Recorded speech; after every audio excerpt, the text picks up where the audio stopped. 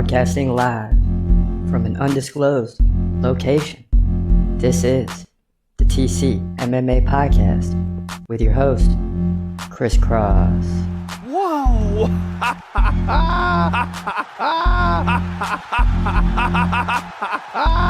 Dana White privilege. Let's go, baby!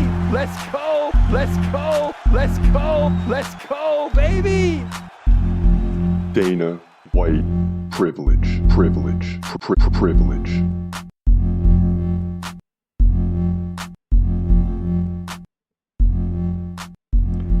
Ladies and gentlemen, it's official. We have a new welterweight champion. As you know by now, Belal Muhammad got the job done last night and looked like a completely different fighter. Absolutely. Most likely because he was training with Khabib, right? The grappling was there, the aggression, continually moving forward, chasing Leon Edwards down the entire fight until the last 30 seconds. When he didn't nearly get finished, but Leon Edwards was pouring it on at the end, really because he needed to try to get a victory. But here's how it sounded last night as Belal Muhammad captured the welterweight title. And Belal Muhammad is a minute away from being the welterweight champ. Think about it. He came in and dominated the first 2 rounds. Okay, and then Leon Edwards wins round 3. So now the champ's going to come back, right? Nope. Belal Muhammad, 8 minutes, 9 minutes of control time in the final 2 rounds. Now Leon gets up, but he goes right back to the ground, see? That's not what he wanted. Now Leon's pounding away. Leon's going for it. Leon's standing up, 30 seconds left. The crowd's going crazy a little bit, although that clock is running down. Oh, wow. Wow, it's too bad he didn't have another 2 minutes here. He could do something. Belal's just going to hold on for 20 seconds here, but Leon clearly landed big time from the top position. Look at this. Gosh, and Leon's getting it going now, and the fight's going to end. Oh, my gosh. When you see the pictures of this after the fact, you're going to think Belal lost the fight. Dang. And Leon landed now. Wow, dude. If you judge a fight by the last thing you saw, you would have thought Leon Edwards would have won this fight. But instead, Belal dominates for what? 20 of the 25 minutes? Here we go. Oh, boy. 48-47. 48-47. 49-46. That's weird. It should be Belal. Dana White's already walking over to him. And no! Belal Muhammad is the welterweight champion, man. I cannot believe it. And there he is. He's crying. He's on the ground, kissing the ground. It's like the look on these guys' faces when they win the title for the first time is just unbelievable. And he's shaking now. You know he worked hard for it, man. Belal Muhammad is the champ. Yeah, Belal Muhammad is the champ. And let me just say, I'm stunned today. I did not see this coming. I really thought Leon Edwards would cruise the victory last night. Especially after seeing the first fight and, you know, Belal Muhammad looked like a different fighter. Right? He just continued to walk down Leon Edwards. We didn't see that in the first fight. He kept shooting for takedown after takedown and just wore Leon Edwards down. And it looked a lot like Khabib. It looked like with the activity, with, you know, throwing a jab, a big right, and then bam, getting a head on the hip. And Leon Edwards was defending takedowns all night long, but he didn't defend many. I mean, Belal had 9 takedowns on 13 attempts. It's just sheer domination. And now, as Dana White said, we don't see a rematch coming in this one in so many words, right? And I kind of already alluded to the fact that that will be the case. Leon Edwards has had the belt, but not for too long, right? He just beat Usman in a rematch, and then Colby, which are 2 big wins, but then loses to Belal. He didn't have it long enough to secure a rematch. And the 9-year unbeaten streak is over. It's over. And now we can talk about Belal's unbeaten streak, which is at least between 4 and 5 years. I'd have to look it up to be exact, but he's got a long unbeaten streak now. He's going to have Shavkat coming for him, Ian Gary coming for him, and a host of other guys is now I think we've seen the welterweight division fracture a little bit. After the long reign of Tyron Woodley and Kamaru Usman, I think you're going to see the belt change hands a little bit quicker this time around. It's not to say Belal won't defend it a time or two, but I don't see a 4 or 5 year champion like we've had in the past with the current champion Belal. But take nothing away from him, man. He got the job done last night, and we lost in the main event after a tremendous run. But we're still 14-11, and we'll get into that in a moment. There was a host of other great fights last night, like in the co-main event. You had Aspinall versus Curtis Blades. So let's check that out right now. I'll tell you right now, Tom Aspinall looks good. He's moving well. I mean, he's moving well. Ooh, big left right by Curtis. Oh, Curtis takes a right. Here we go. Oh, he's in trouble already. Oh, Aspinall's pounding away from the back, and that's it. The ref jumps in right away. The ref jumped in that quick, and Curtis Blades can't believe it. I don't know if he's upset that he lost or he's upset that the fight was stopped so early. 1 minute exactly. And he puts his hands up like, what are you going to do? And I don't think Curtis thinks he was out of the fight right there. But we'll have to see the replay. But dang, Tom Aspinall made it happen quick in 1 minute. We were dead wrong on this one. Dang. Boy, in England just loving this. They're having a great night, man. For the most part. Not everybody's going to win, but they're at least like 7 or 8-2.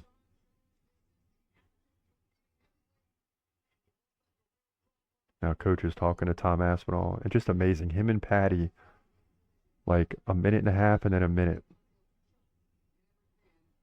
And it makes it much easier to be 6 in the morning, for sure. Okay, here comes boom. The right was, he kind of missed on the right.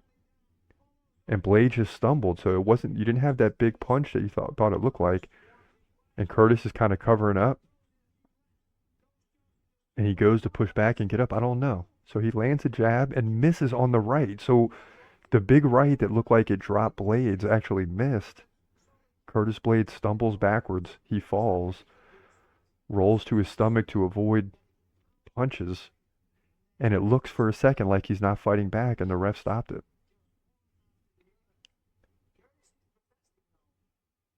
Yeah, Curtis is putting his hands up with his eyes big. I don't know. Kind of an early stoppage, but yeah, you can't really argue with it. I think he thought it could be trouble for Curtis, but nonetheless, listen, Tom Aspinall wins with overwhelming force to move to 15-3, and there's no doubt now he's fighting for the heavyweight title next. He is fighting for the heavyweight title next.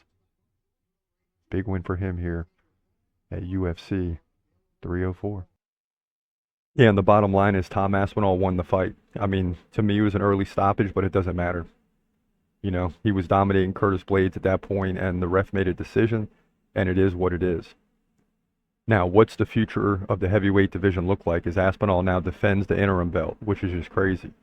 We have to wait on John Jones versus Stipe. Stipe hasn't fought in years, right? Big question mark as to why that fight's taking place. What did Stipe do to deserve the title fight more so than Tom Aspinall? Dana White asked all types of questions in the post-fight press conference about this, and what I take from everything is when one person asked about Alex Pereira, he just totally dismissed him from heavyweight contention, right? Wanted to keep him in the light heavyweight division. There's just something, I keep saying, there's just something there where Dana White does not want Alex Pereira to fight John Jones, even though that would be the biggest fight right now in MMA. And it's easy. The fans want it, right? Aspinall certainly deserving. But Alex Pereira's got to be in the conversation here at some point. And at some point quick. But again, for some reason, Dana White does not want to even honor that as a possibility. You know, saying, why would he move him from light heavyweight when he's dominating? Well, for the same reasons that a lot of other guys have went up. Volkanovski went up after dominating. Islam Makhachev has a desire to go up to welterweight at some point. There's just a lot of things here going on where guys have moved up in the past, no problem. Alex Pineda, one of them already. But if Alex Pineda goes in there and beats John Jones and wins 3 belts, it really hurts John Jones' legacy, only because he's going to be overshadowed by the fact that Pineda has 3 belts. And for some reason, Dana White does not want to allow that possibility to even happen. And, there's reasons behind it that we don't know, but that's just what it seems like. And, Dana White does a good job with the UFC. We very rarely complain. But for some reason on this situation, he does not want Alex Pineda to move up. And, it is what it is, but that's the reality.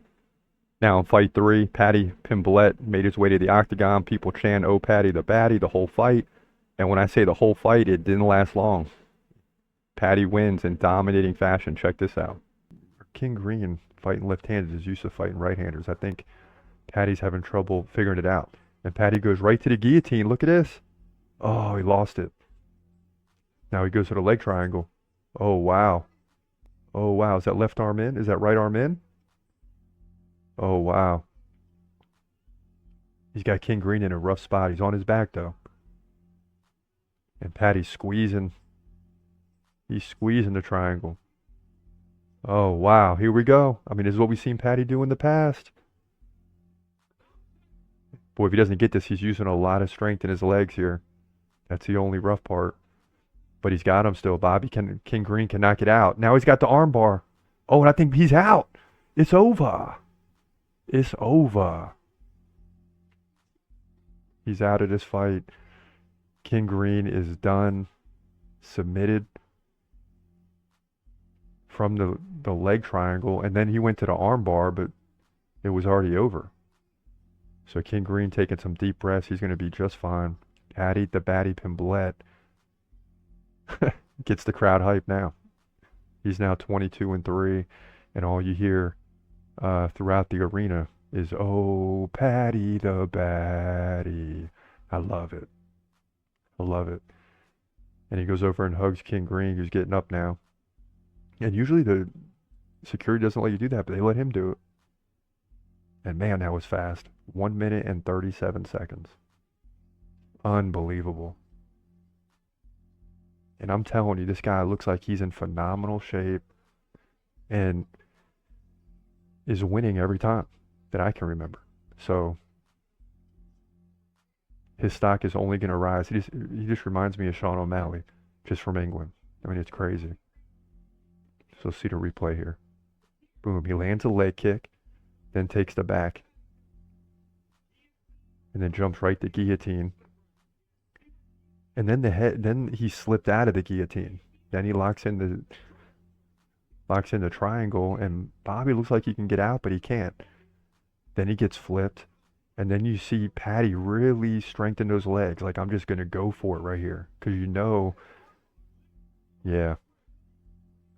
Oh yeah. Boy, and that happened fast. Unbelievable. And you got to feel for King Green. One of the OGs. To go out like that is rough. Wow. And you see he's got the arm bar totally locked in, and Bobby Green's not even reacting. So big win here, man. As always, as customary, for Paddy Pimblett at UFC 304. And that win should get Paddy Pimblett, a.k.a. Paddy the Batty, ranked in the lightweight division. And as they said what fight in the future would be tougher, like Renato Moicano and Benoit Saint Denis, and he said they're all tough. The lightweight division is the deepest in the UFC and in all the world of MMA, and no matter who he fights next, and on his way up, every fight's going to be tough. And he's not lying. He's not lying at all. And it's going to be interesting to see what he can do now that he gets the opportunity to face better and better competition. This is, the breaking point, if you will, that a lot of fighters have to go through. And the sky's the limit for Paddy, at least right now. But he's got to get through the lightweight division. It's not going to be easy. Now, as far as last night, before this fight, we had 7 straight decisions in just a crazy night. So you see there, early on, we lost with Ardelion, right? Split decision loss. Then we run off 4 straight, including Oban Elliott, Muhammad Makayev, who's undefeated and undefeated in the UFC, and the UFC says we're not re-signing him. So that's some breaking news today. Sam Patterson got the win, McParkin got the win, Oban Elliott got the win.